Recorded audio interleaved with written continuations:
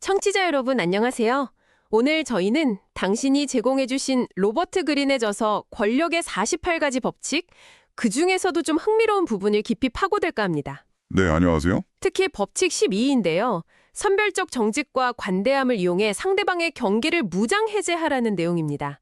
이게 제목만 봐도 상당히 좀 논란의 여지도 있을 것 같고요. 맞아요. 좀 냉정하게 들릴 수도 있는 법칙이죠. 네. 그래서 오늘 저희 목표는 이걸 좋다 나쁘다 평가하려는 건 아니고요. 당신이 공유해 주신 그 자료 속에서 이 법칙이 대체 어떻게 작동하는 건지 그 핵심 통찰이나 전략적 의미 이런 것들을 좀 명확하게 이해해 보는 데 있습니다. 네, 좋습니다. 이 법칙은 사실 인간 심리하고 권력 역학에 대한 아주 날카로운, 어쩌면 좀 불편할 수 있는 관점을 보여주거든요. 그 중심에는 이런 생각이 있어요. 단 한 번, 정말 진심처럼 보이는 행동 하나가 그 전에 쌓였던 수많은 어떤 의심스러운 행동들을 그냥 싹 덮어버릴 수 있다는 거죠. 아, 한 번의 행동이요? 네, 그래서 오늘 이 자료를 보면서 이 전략이 어떻게 사람들 마음속에 그 방어벽 있잖아요. 그걸 허물어뜨리는지 그 메커니즘을 좀 자세히 들여다보려고 합니다. 자, 그럼 본격적으로 한번 파헤쳐보죠. 법칙 12의 제일 중요한 주장, 그거부터 짚어볼까요? 하나의 진실되고 정직한 행동이 수십 가지 부정직한 행동을 덮을 수 있다. 이거잖아요. 네, 바로 그 문장이 핵심입니다. 자료를 보니까 아주 타이밍 좋게 보여주는 정직함이나 관대함 있잖아요. 이게 진짜 진심에서 나온 것처럼 보이기만 하면 아무리 의심 많은 사람이라도 심리적으로 그냥 무장해제된다는 거예요. 그렇죠. 일단 마음의 문이 살짝 열리면 네, 일단 그 상대방의 경계심이라는 갑옷의 균열이 딱 생기면 그 다음부터는 내가 원하는 방향으로 상대를 끌고 가거나 심지어 속이는 것까지도 훨씬 쉬워진다는 거죠. 맞습니다. 자료에서 시기적절한 성물을 트로이 목마에 비유하던데 이것도 같은 효과라는 거군요. 정확합니다. 핵심은 결국 주의 분산이에요. 주의 분산이요? 네, 속임수의 본질은 상대방 주의를 다른 데로 돌리는 거잖아요. 근데 이 법칙은 그중에서도 가장 효과적인 방법을 쓰는 셈이죠. 친절함, 관대함, 솔직함 같은 거요. 그런 긍정적인 행동들이 오히려 그렇죠. 왜냐면 그게 인간의 가장 기본적인 감정에 직접 호소하기 때문이에요. 이런 행동들은 상대방이 본능적으로 갖고 있는 의심, 이걸 정면으로 그냥 무력화시키는 경향이 있어요. 하긴 누가 갑자기 친절하게 굴거나 선물을 주면 일단 경계심이 좀 누그러지긴 하죠. 맞아요. 자료에서도 고대 중국 표현을 빌려서 취하기 전에 먼저 준다. 이렇게 설명하잖아요. 먼저 준다. 네. 그러니까 진짜 목적은 숨기고 일단 베푸는 행동으로 상대방 호감을 사고 방어막을 낮추는 그런 전략인 거죠. 그게 선물이 될 수도 있고 관대한 행동, 친절한 호의, 심지어는 아주 전략적으로 계산된 정직한 고백일 수도 있고요. 정직한 고백까지요? 네. 자료 분석을 보면 이런 행동들이 사람들한테 약간 좀 유아적인 반응, 순수하게 그냥 호의를 받아들이고 믿고 싶어하는 그런 심리를 자극해서 방어심을 확 허물어뜨리는 효과가 있다는 거예요. 또 그렇군요. 그럼 이 선별적 정직이라는 걸 언제, 어떻게 쓰는 게 가장 효과적일까요? 자료에서는 특히 관계 초기, 그러니까 첫인상을 만들 때 이게 아주 중요하다고 강조해요. 첫인상이요, 역시. 네. 첫인상이란 게 한번 딱 박히면 잘 안 바뀌잖아요.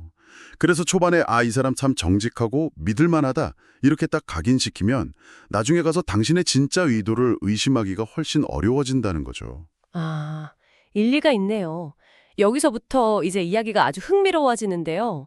자료에 실제 사례들이 나오잖아요. 첫 번째가 그 유명한 사기꾼 빅터 러스티그 백작, 그리고 상대는 마피아 거물 알 카포네였죠. 네, 맞습니다. 그 이야기죠. 러스티그가 그 악명 높은 카포네한테 가서 5만 달러를 자기한테 투자하면 60일 안에 2배로 돌려주겠다 이렇게 제안을 했다면서요. 네. 당시 카포네는 미국 전역에서 모르는 사람이 없을 정도였고 절대 아무도 쉽게 믿지 않는 그런 인물이었죠. 그렇죠. 그런데 그 제안에 어떻게 반응했을까요? 자, 결과가 좀 재밌어요. 60일이 지나고 러스티그가 카포네를 다시 찾아가요. 근데 돈을 불리는데 실패했다고 아주 솔직하게 털어놓으면서 원금 5만 달러를 그냥 그대로 돌려줍니다. 네, 실패했다고 하고 돈을 그냥 돌려줬다고요. 보통은 도망가거나 변명할 것 같은데. 바로 그 행동, 그 예상치 못한 정직함, 정직해 보이는 행동이겠죠. 이게 평생 누구도 안 믿고 엄청난 경계심 속에서 살아온 알카포네의 마음을 그냥 녹여버린 거예요. 와, 자료 분석에 따르면 사실 러스티그는 차후부터 돈 불릴 생각이 아예 없었대요. 아, 정말요? 네. 그의 진짜 목표는 카포네라는 그 누구도 쉽게 얻을 수 없는 사람의 신뢰를 얻는 거였죠. 이 아주 치밀하게 계산된 정직함 연출 덕분에 카포네가 오히려 러스티그의 그 정직함에 감동해서 어이구 위로금이라면서 $5,000를 선물로 줬다는 거 아닙니까? 이야, 대단하네요. 밑밥을 제대로 깐 거네요, 정말. 그렇죠. 이 사례가 보여주는 게 명확해요. 카포네처럼 세상을 엄청나게 불신하는 사람일수록 역설적으로 그 마음 깊은 곳에는 진실함이나 관대함에 대한 어떤 숨겨진 갈망, 약점 같은 게 있을 수 있다는 거죠. 아, 오히려 그런 사람일수록. 네. 러스티그는 바로 그 심리적인 허점을 정확하게 파고든 겁니다. 단 한 번의 정직한 행동으로 철옹성 같던 카포네의 신뢰를 얻어낸 거죠. 정말 놀라운 심리전이네요. 두 번째 사례는 시대를 건너뛰어서 고대 중국으로 가던데요. 정나라 무궁과 후왕국 이야기요. 네.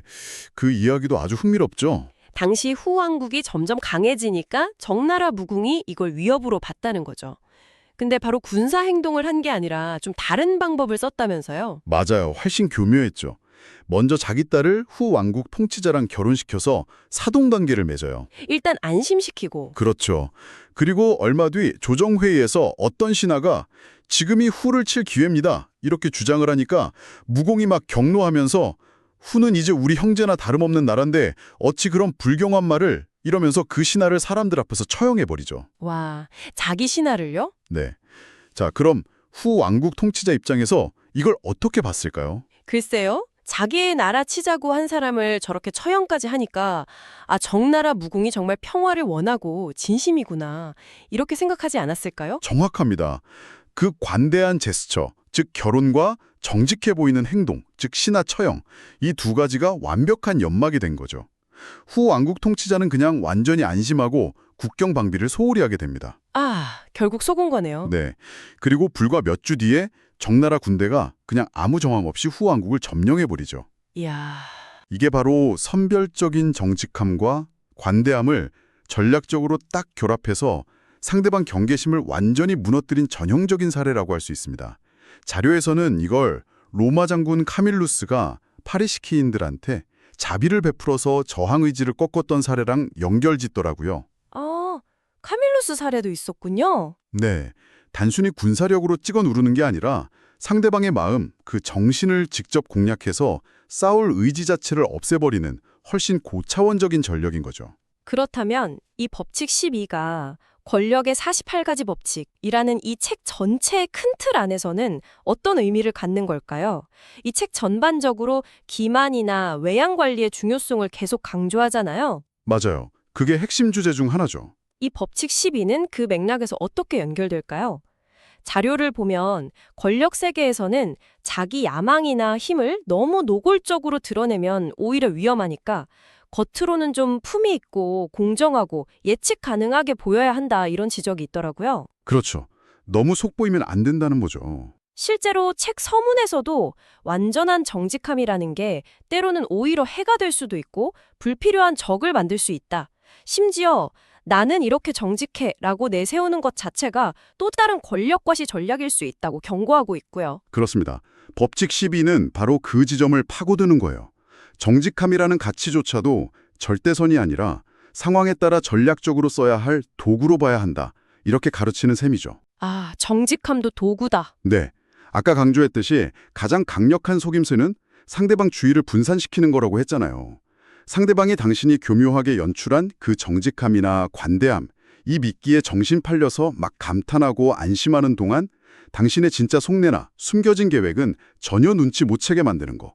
이게 이 법칙의 핵심 작동 원리입니다. 그게 다른 법칙들과도 연결된다고요. 네.